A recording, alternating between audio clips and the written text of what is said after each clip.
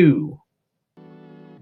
What's going on, YouTube? Today, I bring you my quarterback rankings for the 2021 NFL Draft.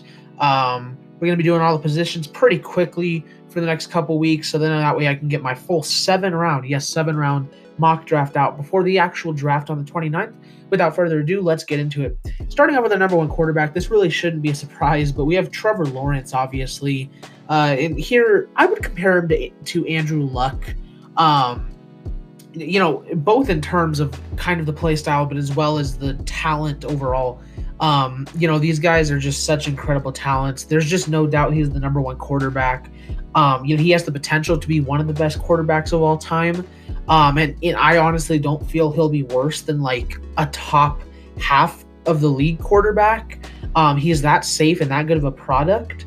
As I list down here, all around, there's not a single weakness to him. The one thing you can kind of nab him on is the fact that he does stare down his targets a little bit, and that's very easily fixable in the NFL. I do think that's going to result in a fair amount of interceptions in this first year, but I figure he'll be able to fix that pretty quickly. He's the number one quarterback for sure in this class. Moving on to number 2, we have Zach Wilson, who I would compare to Deshaun Watson.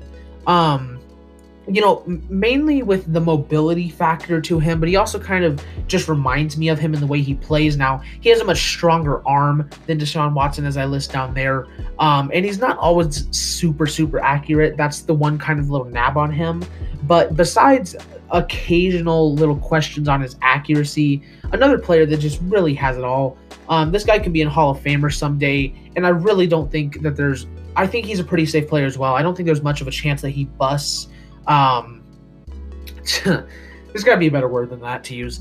I don't think he's going to be out of the league anytime soon, unless it's due to injuries. I think he's a really safe player, and I really like him. I like Zach Wilson here as the number 2 player. Then at number 3, we have Justin Fields, who to me, is a really strange, a really strange player to evaluate. I'd compare him to Sam Darnold. Like Darnold, he has very good accuracy at times and great mobility as well. Definitely can take off if he needs to. But where they both struggle at is reading an NFL defense. And especially with Justin Fields, sometimes he just, does not pull the trigger on certain players, even if they're open or if he can make that throw. He has kind of a mental aspect holding him back a bit. Although I don't imagine that is going to hold him back. This guy could be a Hall of Famer or he could be a bust. He's pretty boom or bust in that way. However, I do feel pretty confident that he'll be a very good quarterback in the NFL. I really like him. This is a guy that's, normally your number 1, but in this class is the number 3. So the 49ers are going to get a great quarterback here with Justin Fields. Then at number 4, we have Mac Jones, maybe a little controversial, as I'm sure most people would have Trey Lance here at number 4. They might even have Trey Lance at number 3. Mac Jones, to me, reminds me a lot of Kirk Cousins in the way they play. Not the most mobile of guys by any means, not the strongest of arms, but they get the job done. Accuracy can be a question at times, but otherwise, the way he reads the defense, the way he, goes through his targets, processing the play, you're not going to get much better than Mac Jones. Actually, you might not get any better than Mac Jones coming out of college. I think he'll probably drop somewhere to, the 10s when it comes to picks. He's not a guy that's ever going to be like a top 10 elite. He's never going to win MVP, but you know what you're getting with him. And at the very least, I actually see him as being a journeyman, maybe sort of like Kirk Cousins, Ryan Fitzpatrick. I don't really see. I think he's a safe player, maybe the safest quarterback of this class, other than Trevor Lawrence. Just because I don't feel there's any way he necessarily busts, but I also don't see him as being a boom product. He's a very safe quarterback, and a team that simply just needs a quarterback to advance forward right now is definitely where this guy should go. Mac Jones, there's definitely reasons to not like him. There are reasons to like him, however, and I have him here at number 4. Then at number 5, we have Trey Lance, who, there's not a better comparison to Trey Lance than Josh Allen. These players coming out of college were both extremely raw. But what they both definitely had was an arm, athleticism, and a ton of potential. The thing with Trey Lance is realistically he can be just as good as Josh Allen, maybe even better. However, just like Justin Fields, he can be out of the league pretty quickly depending on how he plays. I get why people like him. He does have an extremely strong arm. On occasions, he can be extremely accurate. He's shown some good things, but the dude's barely thrown over 100 passes in all of college. He I just think he takes off and runs a lot more than I think is necessary. If you look at a guy like Drew Lock, for example, a big part why he's failed is he leaves clean pockets for no reason. Not only did Trey Lance had clean pockets majority of the time at North Dakota State, but he would always run from them for literally no reason. And if a quarterback's more willing to take off and run than throw, and you don't run like Lamar Jackson, because he's a good runner, but he's not Lamar Jackson, that kind of scares me personally. When it comes to core mechanics, footwork, it's just not there. I mean, it's something that can be put there, as we see for Josh Allen, but it's just not there with Trey Lance, and I don't see it getting there anytime soon, at least. So if a team wants to take this guy and really take some time to develop him, I totally get it, and I think he can work out. But personally, this is a guy that I really wouldn't be taking until at least the second round. And he's probably going to go at number 4. If not, he'll go somewhere in the top 10. So, yeah, Trey Lance, interesting prospect. Literally Josh Allen 2.0. But I don't see Trey Lance working out in the NFL. Then at number 6, we have Kellen Mond. This guy kind of reminds me a lot of Colin Kaepernick, actually, just with a stronger arm. I see him going somewhere in the second. Some team's going to fall in love with this guy and take him. I guarantee it. The thing about Kellen Mond is, like a lot of these other quarterbacks in this class, he could be a very good quarterback. He could be one of the best starters in the league. He could also be out of the league very quickly. He has an extremely good arm, very good accuracy on certain times. The thing about Kellen Mond is there are just certain plays where you really just scratch your head and just wonder what the heck was he doing there. I mean, there are times where he as well leaves clean pockets for absolutely no reason, but he doesn't rush. He just leaves the pocket to try to find a target.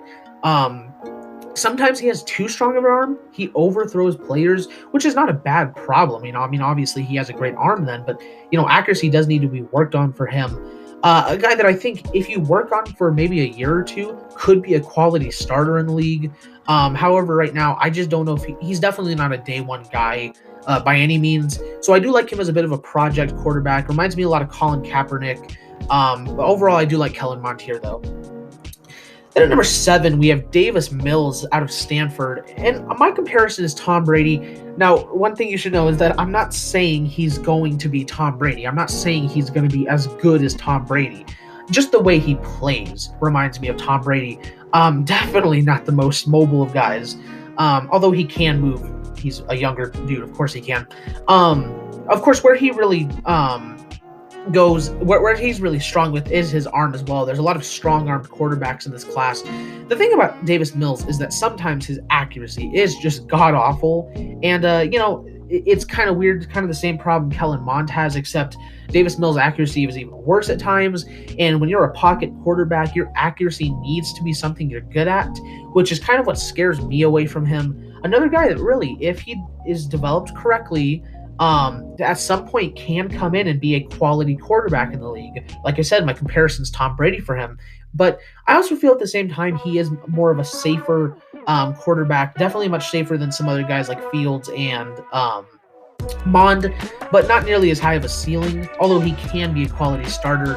So yeah, I think if he works his accuracy out a bit, he can be one of the best pocket passers in the NFL. But with the way his accuracy looks out sometimes, I just don't know. So Davis Mills, an interesting prospect. I get why a lot of people really like him. He'll probably go somewhere in the second round. But I really do think, yet again, this is a guy that you need to develop for a couple years at least before you even think about starting him. Then at number 8, we have Kyle Trask, and maybe the most interesting quarterback prospect in this entire draft. I compare him to Nick Foles, and not necessarily as much in play style, but rather the fact that with a great supporting cast, Kyle Trask excels. And you might say, well, wouldn't that be any quarterback? Not necessarily. Yes, a quarterback's play is always going to be better with good players around him. But kind of like Nick Foles, if you give Nick Foles good receivers, a good line, a good defense, he will lead you to a Super Bowl and win it for you. if you don't give him supporting members, he'll look like one of the worst quarterbacks in the league. And that's really what I see with Kyle Trask. He got bailed out a lot by Kyle Pitts and Kadarius Toney in Florida, which is why I really don't think if he's not given a good cast in the NFL, he's going to fail miserably. But if you get him on a team where he has great weapons to throw to and great protection, he will be one of the best quarterbacks in the league just because of that. Now, yes, I understand you're going to play better with a supporting cast, but there are certain players like Kyle Trask, like Nick Foles, that with that good supporting cast becomes one of the best quarterbacks in the league. And that's exactly what Kyle Trask is to me. So for me, it really depends. Not on development. I don't think he's much of a developmental player. It really just depends on the players you put around him. And, something he's still lacking on, however, is his core mechanics. Like I said, he got bailed out by Kyle Pitts and Kadarius Toney a lot because his accuracy is very questionable at sometimes. Even though he improved his mechanics last year, they're still far from good. So, yeah, there are definitely things he has to work on. If you give him a great cast, though, he will lead you to a Super Bowl. Then at number 9, we have Ian Book. Maybe the most confusing. There's a lot of confusing prospects. Maybe the most confusing prospect in this entire draft class, not just the quarterbacks. I know Notre Dame fans do not like this guy at all, and I completely understand. Kind of like Kellen Mond, there are just a lot of plays. Not a few this time. There are a lot of plays where you really are just like, what the heck was that?